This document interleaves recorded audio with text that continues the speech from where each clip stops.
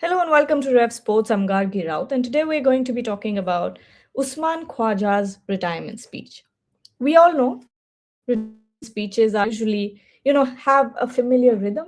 They're mostly bookends. They're about numbers and best figures, number of centuries, number of wickets and milestones and gratitude. It's a closing chapter for any athlete, for any cricketer. But what Usman Khwaja has offered us this time around is something that feels very different. It wasn't confrontational, but at the same time, it's been almost 2 days since it happened, and it has still lingered with all of us. We are all still thinking about it.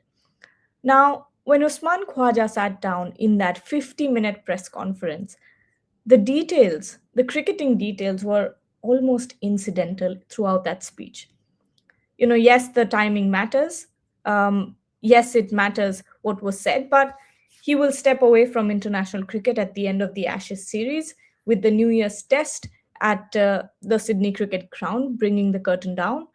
His home ground, the neighborhood where it all began for Usman Khwaja, but Khwaja did not spend a long time talking about his highest scores or the scorecards or milestones. He spoke about memory. He spoke about people, about his journey, about his experiences, about the distance between where he started and where he has now ended up, uh, closing a brilliant career. The speech moved all of us. It was about stories of parents who left Pakistan so that children could have opportunities that they never did back home. He spoke of growing up in a small apartment, of his brothers who bowled to him endlessly in parks and backyards.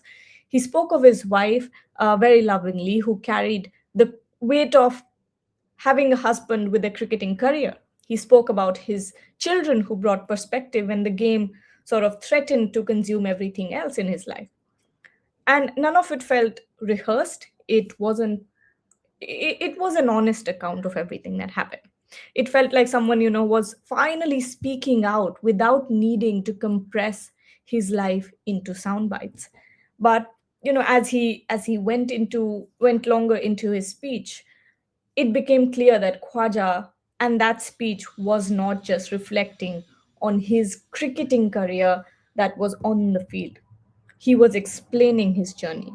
He spoke about what he describes as years of differential treatment within the Australian circuit.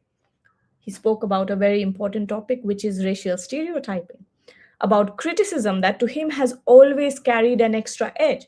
And this criticism may not always be obvious, it may not always be explicit, but for him, it was persistent enough to shape how he moved throughout the system. And then came the line that stayed with people long after the press conference actually ended. He said, I'm a proud Muslim colored boy from Pakistan who was told that he would never play for the Australian cricket team. Look at me now. It is such a heavy statement. And, it's said with a lot of effect as well. And it was also said as plainly as a statement of fact. The reaction since then of the world, of how people perceived it, the complexity of that moment.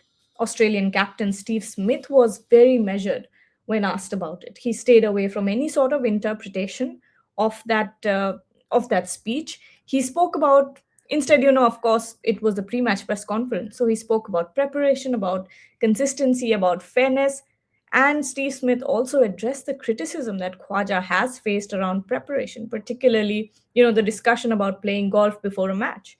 He pointed out that Khwaja had followed particular routines, similar routines for years, and that focusing on that one incident felt very unfair. It was a response, that was given firmly out of cricketing process rather than personal experience. Former Australian coach Jason Gillespie also approached the matter differently from what Steve Smith did. He acknowledged the racism directly. He called it a stain on society. He praised Khwaja for speaking up about it, and that the recognition was important, especially coming from someone who has spent years inside the system that Khwaja has been describing.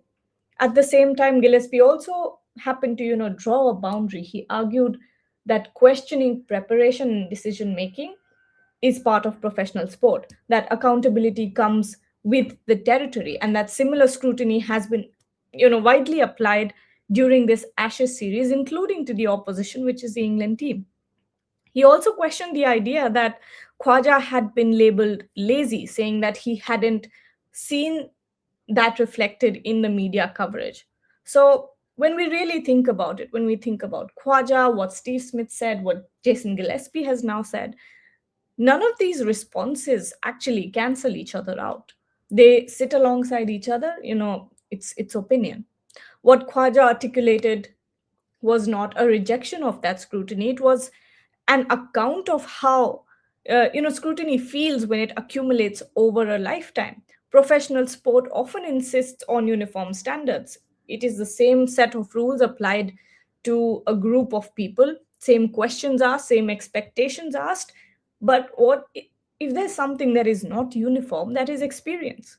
For some players, criticism is episodic. For others, it is part of background noise, something that follows them from junior cricket to international stage, something that never quite really switches off. But when we look back on Khwaja's speech, his retirement speech, he did not ask anyone to agree with him. He did not drop any names. He did not name anyone. He did not demand reckoning. He simply chose to say that at the end of his career, that his journey has not been neutral, and that success that he has had does not erase the weight of how it all began. Now, as he walks out at the Sydney Cricket Ground for the final time tomorrow, Khwaja leaves behind a career that has been defined by resilience, that has been defined by longevity and reinvention.